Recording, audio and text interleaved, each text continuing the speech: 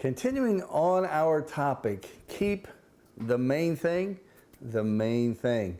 I want to say to you today, we've been talking about theology. We've been talking about the characteristics of God.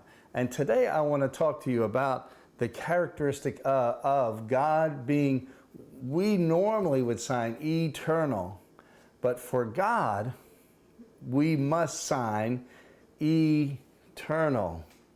Why? Because all of us have a birthday, and each of us will have a time when we die. You can see here, this is a birth certificate.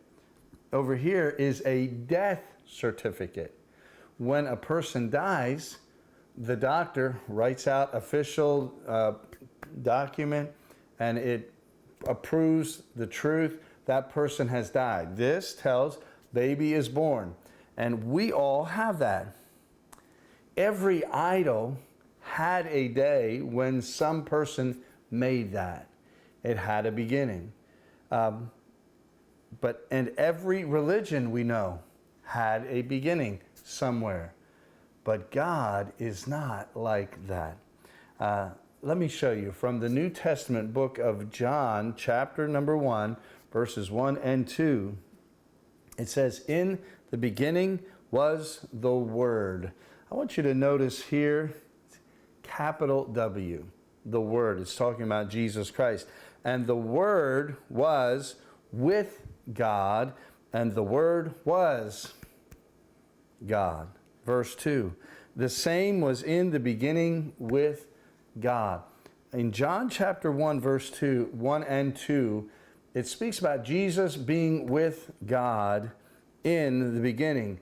Jesus was God, and God is Jesus, the same. I want you to see, notice that verse 2 says that they were in the beginning, which means they already were here before the creation of the world that we know. So God does not have a birthday. God will not have a death certificate. Why is that important to you and to me? Because we are depending on God's promises. That if God is not eternal, the promise is not worth anything. But if God is eternal, then His promises are also eternal. Let me just give you one of His promises.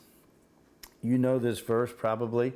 In John chapter 3, verse 16, it says, "For God so loved the world that He gave His only begotten Son, that whosoever believeth in Him should not perish, but have," I like it, "everlasting life." We have a God who is eternal. Eternal. If God is eternal, then His promises are also eternal. We are thankful for God not having a beginning or an ending. God will always be, and God will always be in control.